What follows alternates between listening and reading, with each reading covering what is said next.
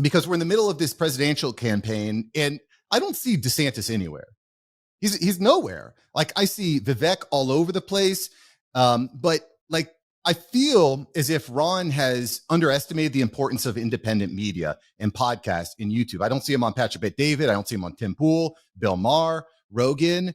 Has Ron DeSantis underestimated the power of independent media? Well, first off, I think there's a couple things here. Number one is he's still the governor of the state of Florida, and he's got that is his main job. And of course, the funny thing about running for president is you're auditioning for this other job while you're supposedly doing this job that's very complex and whatever. He has had to come back a bunch of times. We just got through this last hurricane, Idalia, that I'm sure you're aware of. And I would just contrast that with someone like Vivek, like this is his job now, right? So he can be out there and everything else. But in terms of the strategy itself, I actually agree with you on that. And I've been pushing him towards that, both personally, I've discussed it with him privately and publicly. I've said it on my show. I want to see him on Rogan. I want to see him on The View.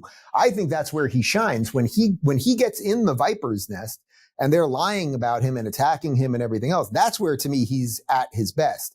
He's not necessarily at his best when he's just kind of telling you the good things he's done. It's nice to hear and it's refreshing. And as you said, you're a Floridian, so you've lived it. And that's great. And we shouldn't forget that history. One of my frustrations with Trump lately has been that he's trying to erase that history. And I don't appreciate that, because this was the citadel of freedom for the rest of not only the country, the world during COVID. So that's that. But yes, I would like to see him do a little bit more of that. On one of those specifically, PBD, Patrick Bet-David, he was supposed to do it about 2 weeks ago. And then because of the hurricane, that got delayed, because he was also going to come down to my place in Miami after he hit Fort Lauderdale. So I'm sure that'll be rescheduled. I will also tell you, people were frustrated that he didn't do Megyn Kelly. He did do Megyn Kelly. Glenn Beck, I don't think is mainstream anymore. He's gone on Glenn Beck a bunch of times. I think it's all going to come around in that regard. I would say at the same time, the guy he's in the midst of going to all 99 counties in Iowa. And at the end of the day, and I suppose we'll find out in January, which is a better strategy?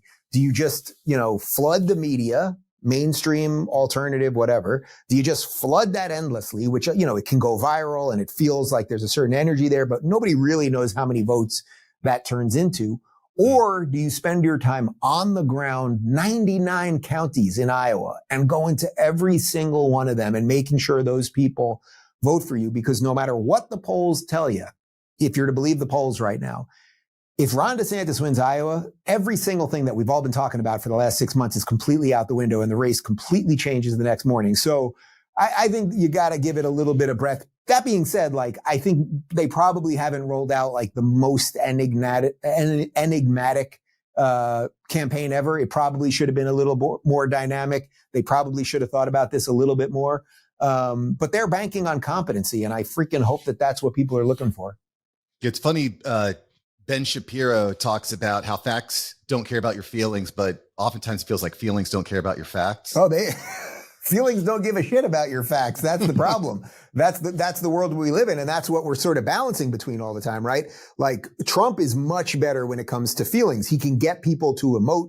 He still can be funny and off the cuff. And even though I think he's lost a step or two, the magic of the thing is basically there still. DeSantis, that's not his game.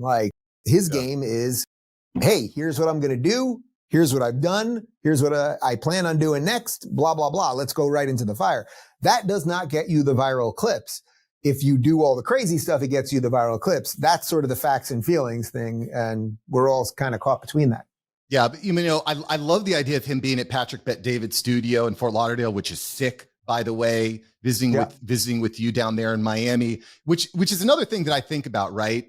Thanks for watching Mark Smart Media. Here we're going to help you create a better content in less time and turn that attention into income. If you love this video, you're going to love these videos here. Click the one. Me and my team specially selected this just for you. Click the link, check out the video. I'll catch you here next time on Mark Smart Media. Peace.